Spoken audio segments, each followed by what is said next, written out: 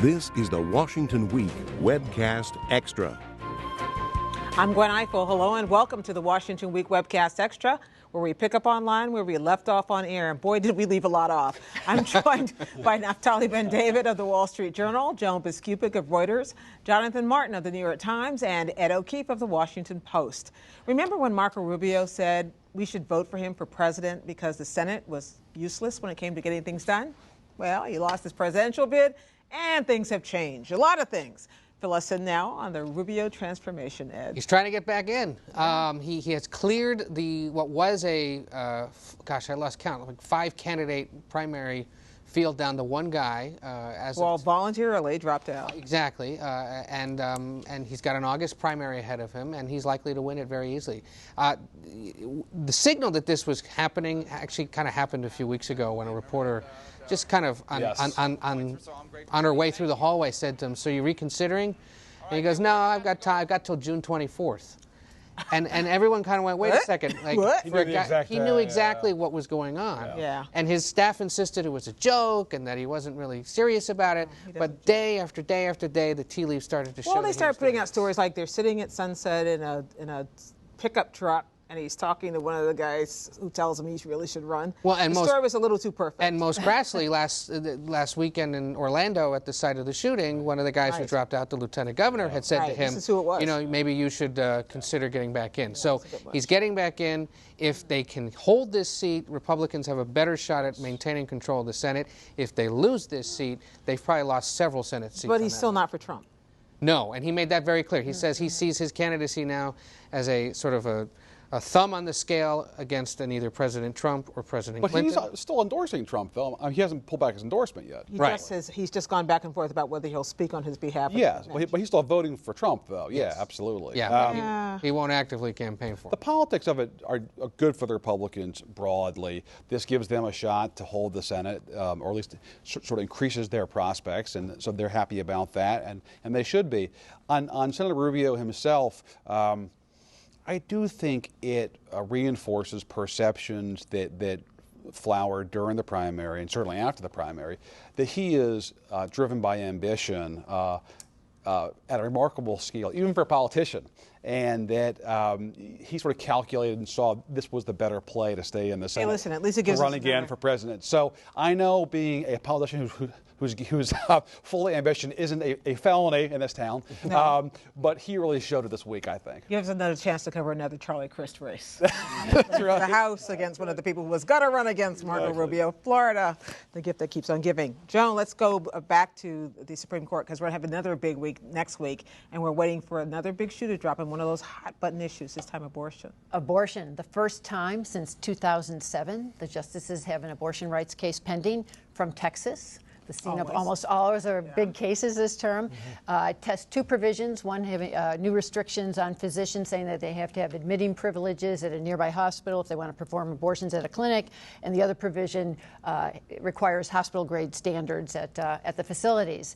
And the justices heard this in early March. Here we are, late June, without a decision, and we have, as we all know, 4 liberals, 4 conservatives. I think they're desperately trying not to deadlock on this one. They could split the difference on the two. How do you do that? Do they have conversations where they say, we don't want a deadlock, what can we do? Oh, completely. Because, see, they know that everybody has gotten energized for this case with the filing of briefs. It's a very expensive process. They know that clarity is needed in the nation for what is the standard for assessing state regulations on abortion. And actually, lower courts have been divided on that standard of what constitutes an undue burden on a woman's right to terminate a pregnancy. I don't think people know that about the court, that they sit down, they say, well, how can we not just decide what we think is right individually based on what we are reading of the Constitution, but also how can we set policy in a way that's... Well, it's not...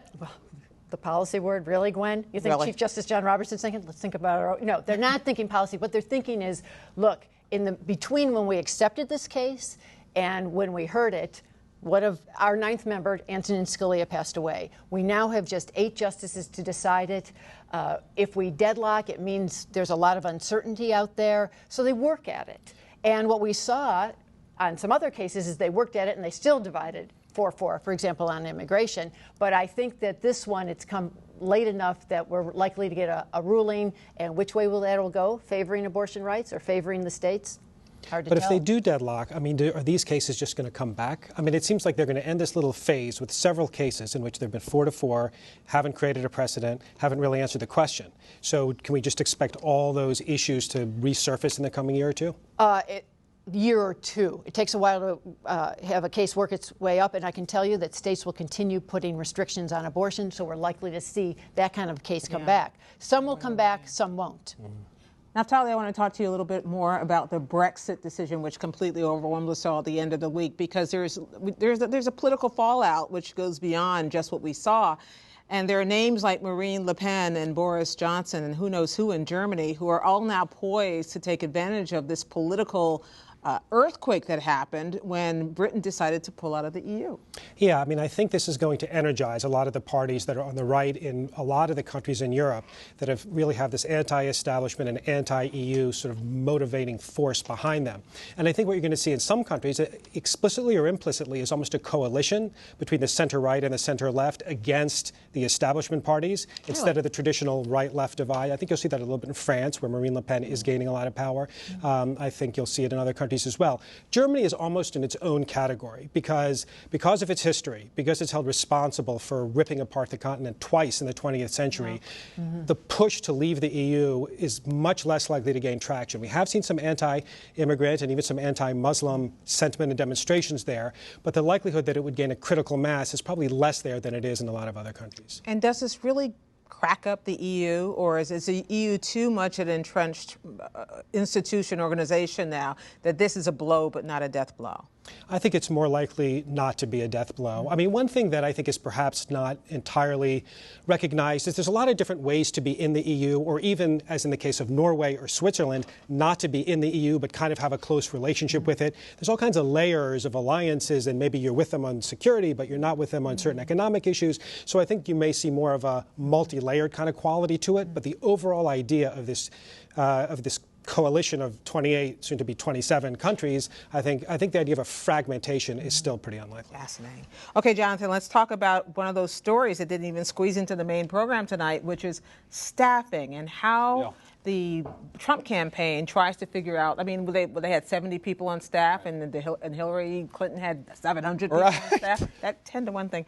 So the big loss this week was Corey Lewandowski, one of his right-hand men who got fired, even though there are a lot of other things he did this campaign that didn't get fired. That's one question. And the other is he got fired and landed a pretty decent gig the very next day. He was one of the real enforcers. In fact, he was the enforcer for the Trump campaign. He would play the heavy with the press, certainly, with rivals. I mean, we know for a fact that he was intimately involved in sort of pushing Trump to be Trump. He was very open about that, and behind the scenes, he encouraged Trump to sort of, throw some pretty tough punches along the way. So we're thinking maybe he threw a couple punches along the way. And I was going to say, and he himself was involved in a physical altercation with a reporter earlier this year, in which he faced charges for that were ultimately dropped. So, look, I think the fact is that Trump recognized after a brutal few weeks that he had to make a change, that he had to put loyalty aside to this fellow and try to bring some more order to his campaign. But Gwen, as you know, you can't change the candidate. And the candidate is the one who is driving the negative coverage by saying a series of things that are offensive or at least outside the norms of American politics. And so I don't think you're going to see that big of a change as long as Trump is Trump. Well, and we don't have anybody at this table from CNN tonight, but let's take a little media responsibility here, too. It's not like we can change us either. There is money to be made. There is eyeballs to be gotten by hiring Corey Lewandowski. Like, within 24 hours, even though he has already admitted he's signed a non-disclosure thing with Trump, the idea that he's going to show up and be a Trump apologist for pay. He said that, I think last night, that he would be an umpire calling balls and strikes. Wow, we've heard that before. Chief Justice of the United States. Exactly. And there was some questioning that, too. Yeah, exactly. We shall see just how detached and unbiased he is in his campaign analysis here. given his financial They all investment. do it, though. I mean, well- Axelrod and Gibbs did it the moment they left the White House. Rick Well, Tyler they, didn't and leave they in the were Cruz and they were campaign. just as defensive of, you're right, of the president. It's not like they started criticizing him once they got out. You're right. You're right. It took a few years. It took a few years, but they're there now, right? Boy, what a gig. I don't want that gig, I'm just saying. Thank you, everybody. While you're online, join us for 16 for 2016, our feature where you can share your videos, comments, photos, and tweets every day, whenever you like. We want to know what you're thinking about the 2016 election. That's hashtag 16 for 2016, and we'll see you next time on the Washington Week Webcast Extra.